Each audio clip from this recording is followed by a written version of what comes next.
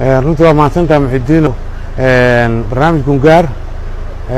runtii aniga markaan diyaarinahay xitaa ma aanan filayn in saameyn intaas leeg uu yeelanayo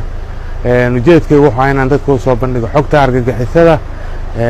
inaan dadka geliyo feejignaan iyo inay wacyi ka qaataan dhagarta ay samaynayaan argagixisadu si ay bari ka maalin uga feejignaadaan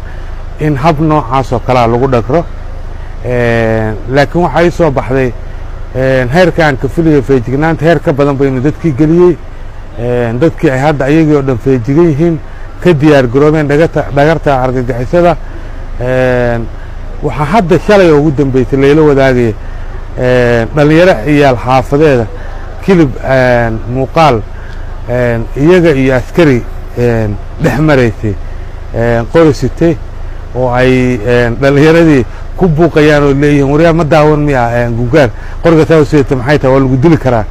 macnaha dhalinyaradii ayaa wacyi gelinaya askarigii inuu feejignaan muujiyo maadaama ay habacsanaan ka muuqatay marka runtii waxaan sidoo kale feedback aan ka helay barnaamij ka mid ah inuu dadka garaafika uu gaarsiiyo meel aad u sarreysa fikirkii ay ka qabeen argagixisada iyo wax kastoo la halmaalo fikradaha xagjirka ah oo dadku hadda ay arkeen al-shabaab inuusan u socon dawlad ama qof gaara ee u socdaan dadka soomaaliyeed oo dhan sababtoo ah sida bahalnimada ah ninkii barnaamijka aan ku soo bandhigay uu u sheeganayo inuu dadka soomaaliyeed u xasuuqay waxay gaarsiisay qof kasta inuu galo dareen ah war nimankan xaggee u socdaan qof ay dhaafayaanba ma jirto dadka nool ay badbaado u tahay sababtoo ah dadku waxay fahmayeen barnaamijku wuxuu ka sheekaynayaa qofkaan uba haysan sida loo gaado iyo sida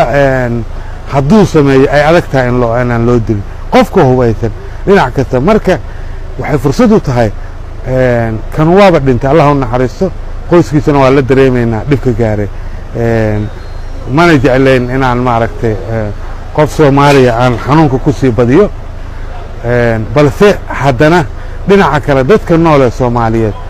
ayuu wuxuu u yahay badbaado iyo inay feejignaan ka qaataan marka halka aan u soconnay waa in inta nool aan ka shaqaynay siday ku badbaadi lahaayeen